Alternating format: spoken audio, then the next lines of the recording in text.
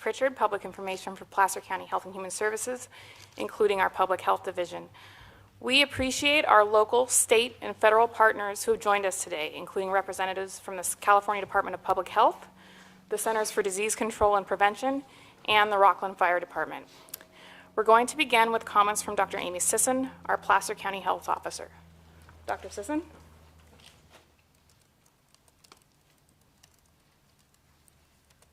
Thank you, Katie.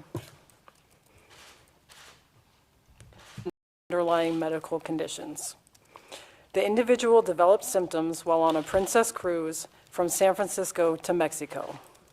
They were treated at Kaiser Permanente Roseville since February 27th and passed away early this morning.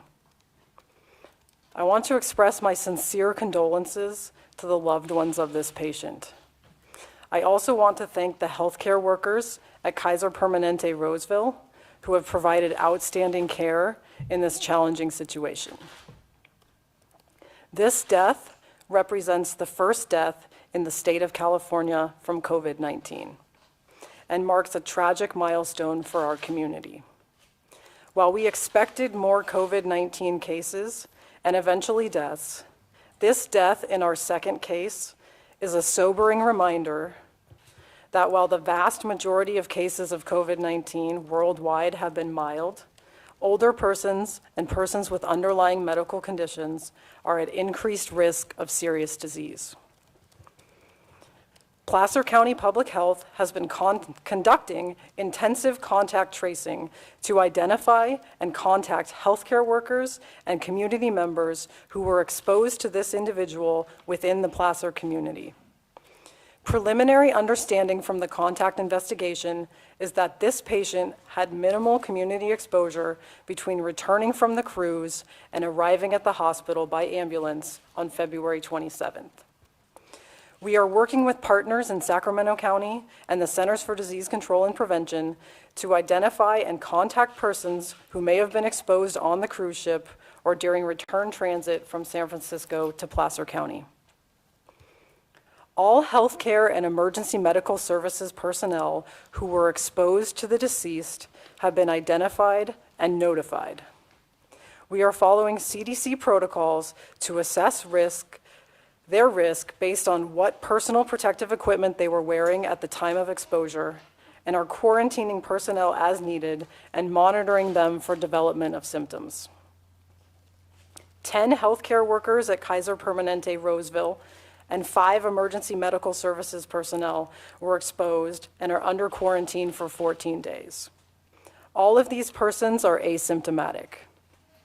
Some of these employees did have contact with the public after being exposed to the confirmed case, but because they had no symptoms during that time and remain without symptoms, the risk of transmission of COVID-19 to the public based on exposure to these asymptomatic workers is very low, if any. There is no increased risk to patients seeking care at Kaiser Permanente Roseville. Moving forward, to prevent future exposure of EMS personnel, Placer County Public Health has advised local 911 dispatch to screen callers for respiratory symptoms so that first responders can take appropriate precautions when responding to emergency calls. The deceased was a passenger on a Princess cruise from San Francisco to Mexico on February 11th to February 21st. At least one other passenger on the same cruise ship from another county tested presumptively positive for COVID-19. The CDC and Princess Cruises are working to notify all passengers of their possible exposure. At this time, out of an abundance of precaution, Placer County Public Health is requesting that any individuals who were local passengers on this voyage voluntarily self-quarantine and monitor themselves for symptoms. Should they develop fever, cough, or shortness of breath, they should notify Placer County Public Health. As a result of our ongoing investigation, I no longer believe that the risk to the general public from COVID-19 in Placer County is low. As health officer, I urge Placer County residents to be vigilant and to take steps to protect themselves from COVID-19. Wash your hands, wash your hands, wash your hands. Stay home when you are sick. Cough into a tissue or your sleeve. Clean surfaces more often. While we are not at the point where I would consider canceling events, closing schools, or requiring widespread social distancing measures, we do want the public to prepare for that possibility. It's also good to have 2 weeks of supplies on hand in case your family was asked to quarantine. Yesterday, we announced the declaration of a local health emergency and local emergency that will allow us to leverage additional resources as we work to limit the spread of disease in our community. Placer County Public Health has activated our Department Operations Center. We appreciate the support of our partners at the CDC and the California Department of Public Health. We are also grateful for the dedication of our first responders and healthcare providers who put themselves in harm's way every day to help members of our community. We understand that our community is anxious about COVID-19, and that's natural. We continue to encourage you to turn that anxiety into action, especially by taking the measures we've outlined on our website to help protect our most vulnerable residents. These measures include staying home, not allowing sick visitors to enter the home, washing hands frequently, and minimizing contact with other people and shared surfaces or objects whenever leaving the home is necessary. Our public health team is working tirelessly to minimize the impacts of this disease on our residents. Many of us in public health live here, our children go to school here, we shop and play here. We know this community, and we know that Placer County is strong and can pull together in the face of this challenge. In the coming weeks, it is important that we all look out for one another, and we'll continue to provide updates to you so that you can stay informed with accurate information. Thank you, and stay healthy. At this time, I'd like to turn it over to Dr. Charity Dean, the Assistant Director of the California Department of Public Health.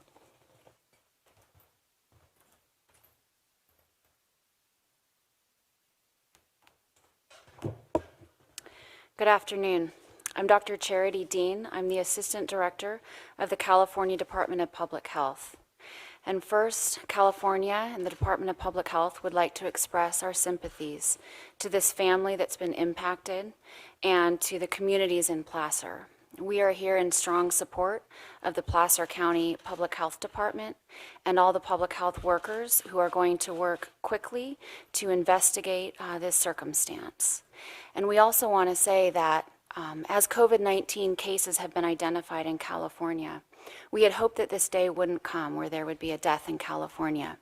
But we are prepared to meet this moment with a number of key actions that California has taken and will continue to take to ensure that we are prepared and ready. Many agencies under California have partnered together to ensure that we are addressing the health needs, not only of the public health system in California, but the healthcare delivery system. Through collaborations with our local public health departments, such as Placer County, we're offering support and technical expertise and partnership so that we can be sure that California is ready to meet this moment. I'll be available for questions. Thank you.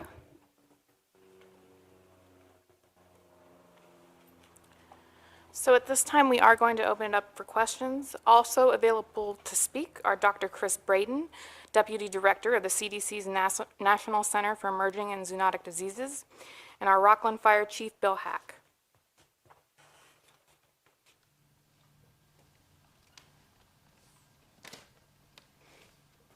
This might be a question for Dr. Dean, but do we know, was the person contagious as they went through the Port of San Francisco? So I can speak to that. This individual did develop symptoms on the cruise and was still symptomatic when they passed through the Port of San Francisco on their return trip. So, Work at the port, at the beginning of the port, should they be concerned? do you want to? I think there's an ongoing contact investigation.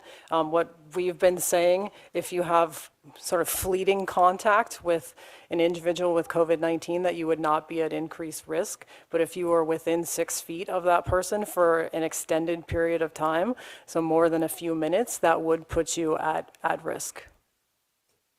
The Rocklin Fire Department under quarantine because they came into contact with this patient. Are there any other agencies that should be concerned or could potentially have been exposed? So in addition to the 3 Rocklin firefighters and paramedics, there were 2 AMR first responders who were also exposed. Speaking generically about all cruise ship passengers, are they all at risk here? If you've been on a cruise in the last couple of months? Do you want to speak to that?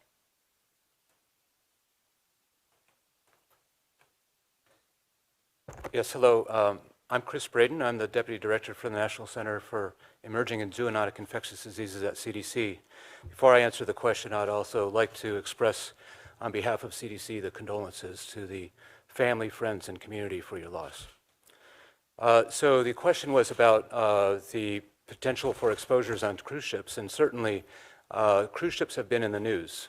We had, of course, the Diamond Princess in Japan, where we know that there was transmission of coronavirus on that ship. We have a small cluster, it may still investigating, that may grow as we learn more, associated with the cruise ship, which this passenger also was on.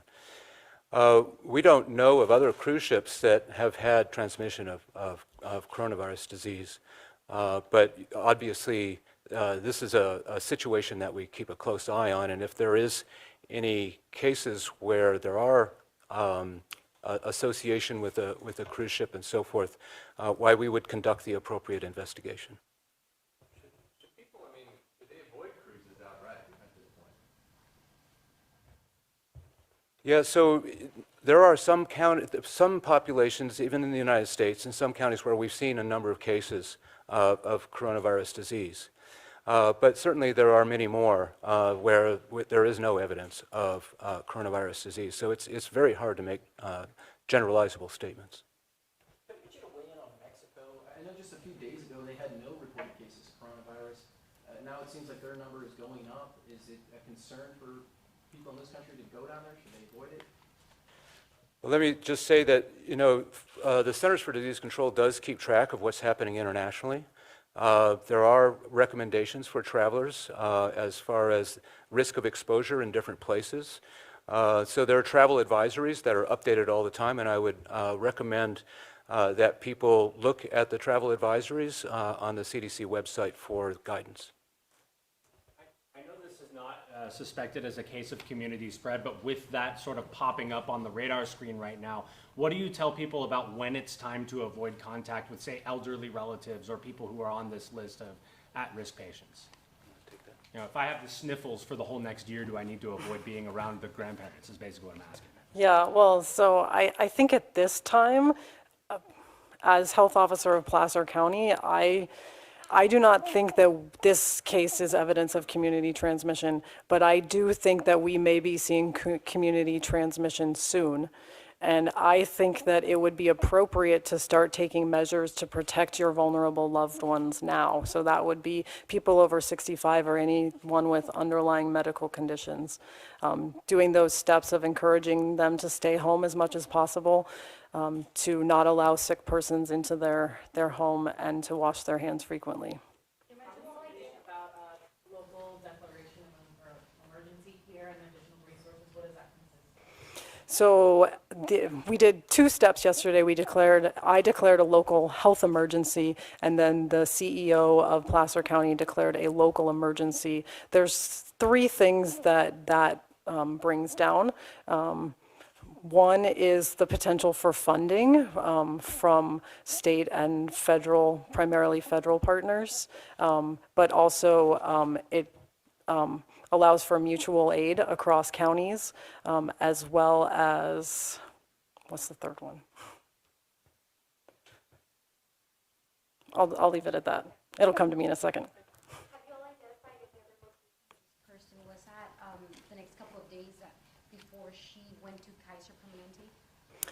So based on our investigation, this individual, we've only identified one exposure since returning, other than cruise passengers and potentially anyone between San Francisco, well, really cruise passengers and anyone in the port of San Francisco. Only one individual in Placer County who came into contact with this individual before they were transported to Kaiser Permanente Roseville.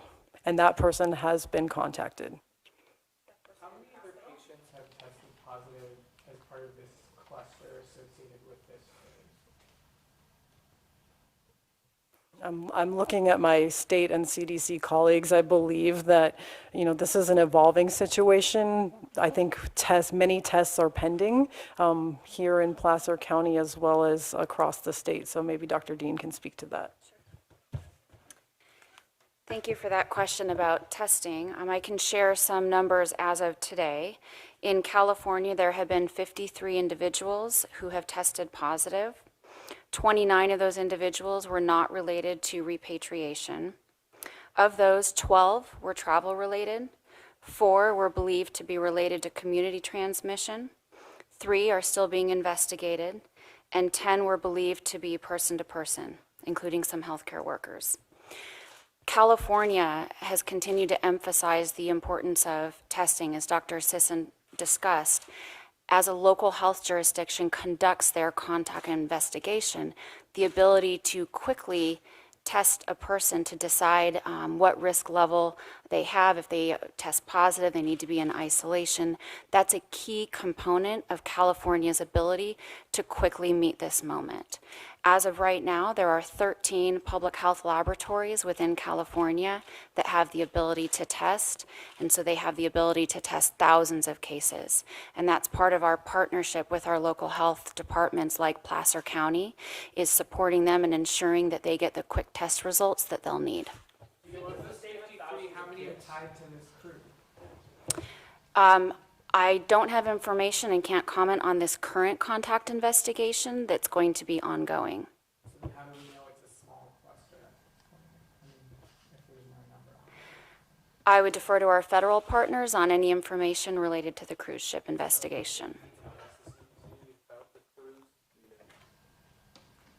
Is it coming back to San Francisco? Is it going to quarantine once there?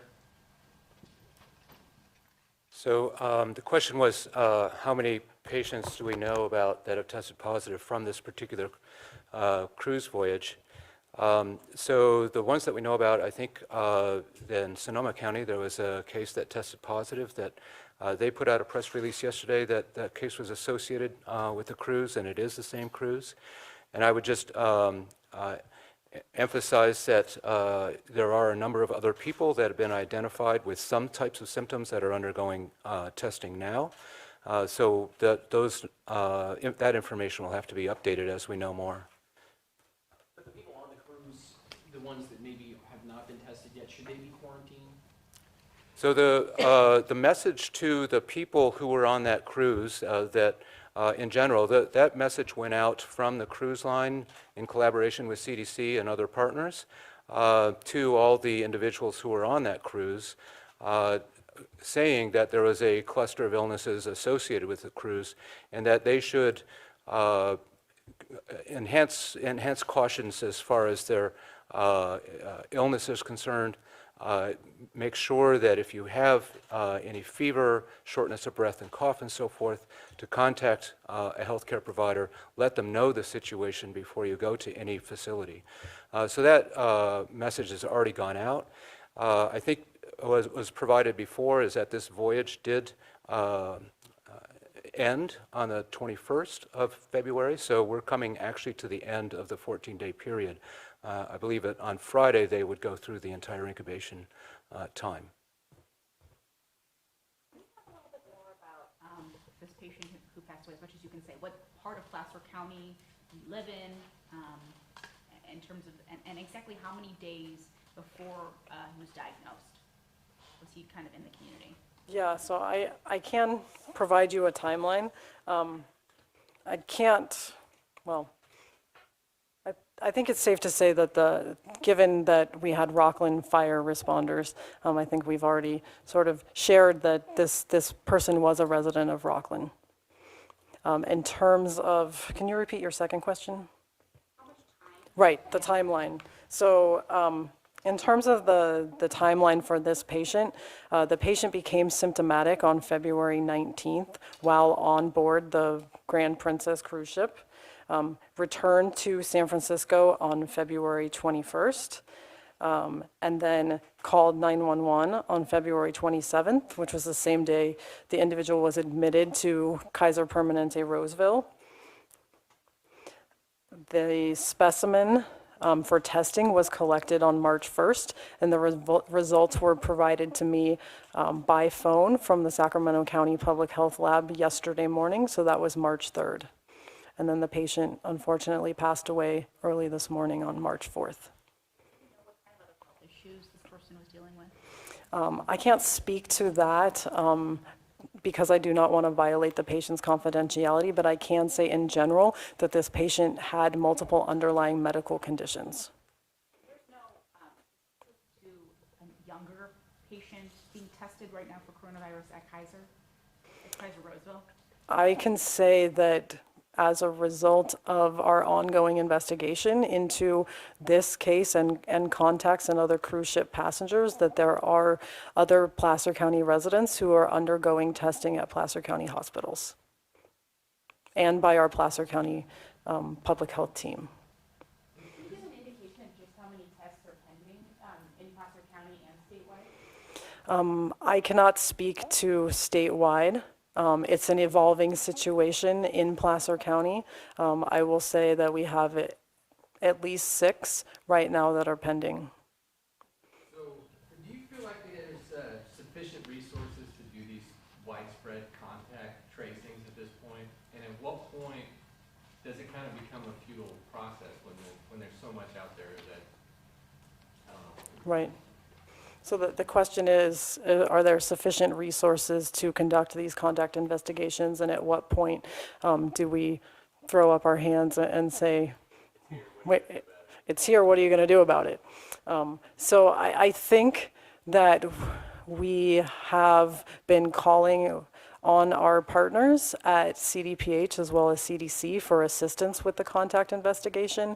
As far as our public health team here in Placer County, we have brought on additional staff to support the contact investigations and will continue to do that. I think because at this point, all of the contacts and all of the cases, or I'm sorry, the persons that we're investigating, persons under investigation, suspected cases of COVID-19, but not yet tested. They are all associated with travel to this cruise to Mexico. So I do not see this as evidence of local transmission. So until I see evidence of local transmission, I think that it's still worthwhile to attempt to contain COVID-19, and that would be identification, isolation, and contact tracing of cases. The timeline that you gave, there was a 2-day lag between admission to the hospital and taking the sample for the test, if I see that correctly. How do you account for that? Are there lessons to be learned from that couple-day delay in getting a sample off to a lab? Yeah, I think I wouldn't necessarily call it a delay in getting a sample to a lab. I think every patient who presents to a hospital is an evolving situation, and this individual did not initially present with symptoms that would suggest COVID-19, and they did not have what we considered at the time to be at-risk travel exposures.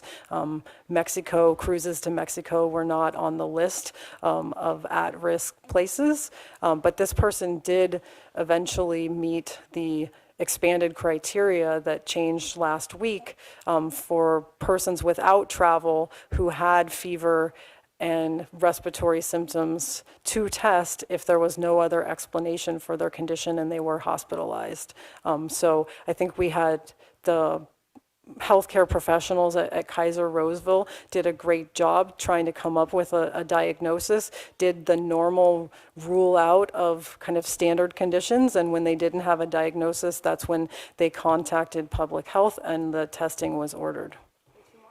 Do you have adequate the number of tests in order to test those who you think need to be tested?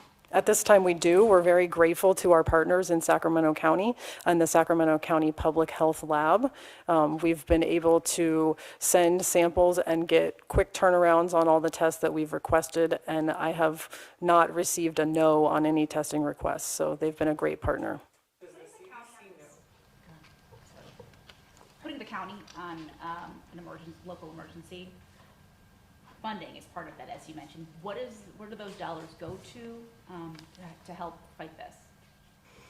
I can't speak to the specifics, but the funding will support the ongoing work that's happening in public health in our Department Operations Center right now, as well as any larger county response that we need to respond to COVID-19. Anything that exceeds our current funding to respond, we would be able to pull down dollars as a result of the declared emergency.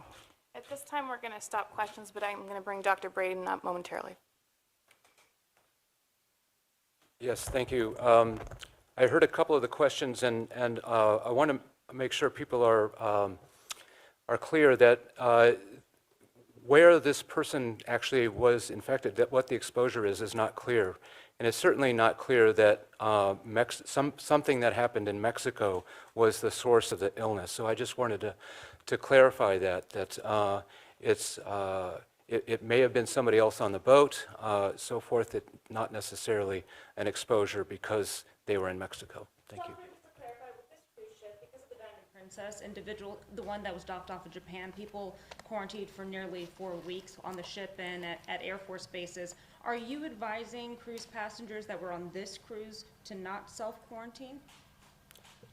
Clarify what you mean by this cruise? Precautionary measures, but if you could elaborate on that. Do you want them to self-quarantine if they know that they went on this cruise for that duration of time?